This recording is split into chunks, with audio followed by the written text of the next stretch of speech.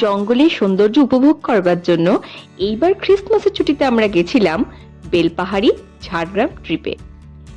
পুরো রাস্তাটা শাল পিয়ালের জঙ্গলে ভর্তি, আর তারই মাঝ দিয়ে চলে গেছে পিচের রাস্তা। বর্ধমান থেকে প্রায় ৩-৪টি জেলা অতিক্রম করে এখানে পৌঁছতে হয়। রাস্তা বেশ খানিকক্ষণটার, তাই মাঝে মাঝে ব্রেক নিয়ে বেশ খানিক কটা ছবি তুলে নিচ্ছিলাম, আর তারপরে চলে গেছিলাম লাঞ্চ করতে। যেটা পাতে পড়ছে সেটা হচ্ছে এই হিডেন জেমটা আমাদের কিন্তু সেকেন্ড টাইম আসা হলো। এতই ভালো যে আমরা মুকুটমণিপুর ট্রিপে এসেও এই হোটেলটাতেই লাঞ্চ করেছিলাম। এটা কেমন খাচ্ছিস? দারুণ।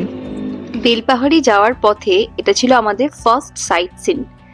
এটা হচ্ছে তালবেরিয়া ড্যাম। খানিকটা সন্ধে সন্ধে হয়ে যাওয়ায় এখানে আমরা বোটিং করিনি, শুধু প্রাকৃতিক সৌন্দর্য অনুভব করেছিলাম।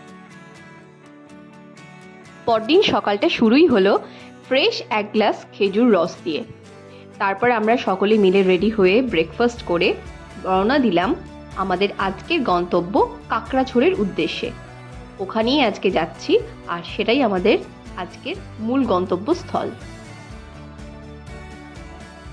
কাকড়াঝোড় যাওয়ার পথে পড়েছিল এই লেকটা। এটা খান্দারানি লেক। যেদিকে চোখ যায় শুধুই জল, আর মাঝে মাঝে টিলা আর শালপিয়ালের জঙ্গল। এক কথায় অসাধারণ। যেখানেই যাই না কেন স্থানীয় খাবার, স্থানীয় লোক আমাদের বরাবরই ভীষণ আকর্ষণ করে। তাই গাড়ি থেকে নেমে ওখানকার চা আর লোকাল জিলিপি দেখে আমরা আর নিজেকে কন্ট্রোল করতে পারিনি। সেসব খেয়ে দেই আমরা আবার শুরু করেছিলাম আমাদের গন্তব্যস্থলের দিকে। এতক্ষণ তো শুধু পিচের রাস্তা ছিল। গন্তব্যস্থলের দিকে ক্রমশ এগিয়ে আস্তে আস্তে দেখলাম যে রাস্তা ছেড়ে আমাদেরকে এইরকম পাথুরে লাল টিলা পেরিয়ে মোটামুটি রাস্তায় উঠতে হবে। সেটা এক অন্যরকমই অনুভূতি ছিল। আর এই রকম ঘন জঙ্গলের মধ্যে দিয়ে যাওয়া সে কিছু অ্যাডভেঞ্চারের থেকে কম নাকি। আর এই যে আমরা সকলে মিলে পৌঁছে গেছি কাকড়াঝোড়ে। আর এটা হচ্ছে কাকড়াঝোড়ের সরকারি গেস্ট হাউস। আপনারা দেখতেই পাচ্ছেন চারিদিকে শুধু শাল আর পিয়ালের জঙ্গল, কোথাও কোনো বসতি নেই। এই গেস্ট হাউসটিতেই একমাত্র খাবার ব্যবস্থা ছিল সেই দিনকে। যদিও এখানে আমাদের কোনো বুকিং ছিল না, হটকারীর মতো এসেই জিজ্ঞেস করাতে ওনারা বলেছিলেন যে হ্যাঁ হ্যাঁ খাবার হবে, নইলে সেই দুপুরে আমাদের চিড়ে ভাজা ছাড়া আর কিছুই জুটত না। যাই হোক, বিভিন্ন রকম প্রাকৃতিক সৌন্দর্য দেখতে দেখতে দেখলাম সন্ধে নেমে আসছে, আর আমরাও আমাদের হোমস্টের দিকে আস্তে আস্তে রওনা দিয়েছিলাম। হোমস্টে ফিরেই দেখি বনফায়ার শুরু হয়ে গেছে, আর সাথে শালপোড়া চিকেন। আহা, অসাধারণ। এর পরের দিন সকালবেলায় তৈরি হয়ে নিয়েছিলাম। প্রথমেই গেছিলাম ঘাগরা ফলস দেখতে। আজকে আমাদের ঝাড়গ্রামের সাইট সিন করে বাড়ি ফেরার পালা, তাই একটু তাড়া ছিল।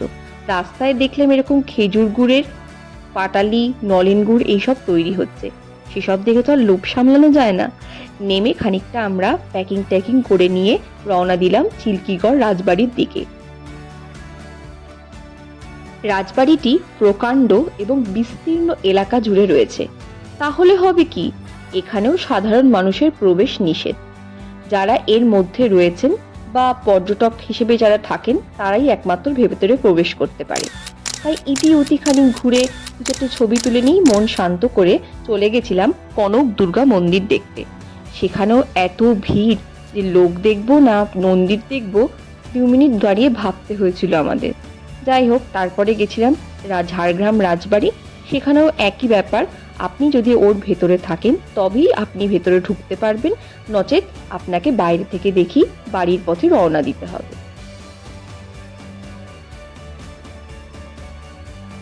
ভিডিওটি কেমন লাগলো অবশ্যই কমেন্ট করে জানাবেন। ভালো লেগে থাকলে একটা লাইক করে দেবেন। ধন্যবাদ।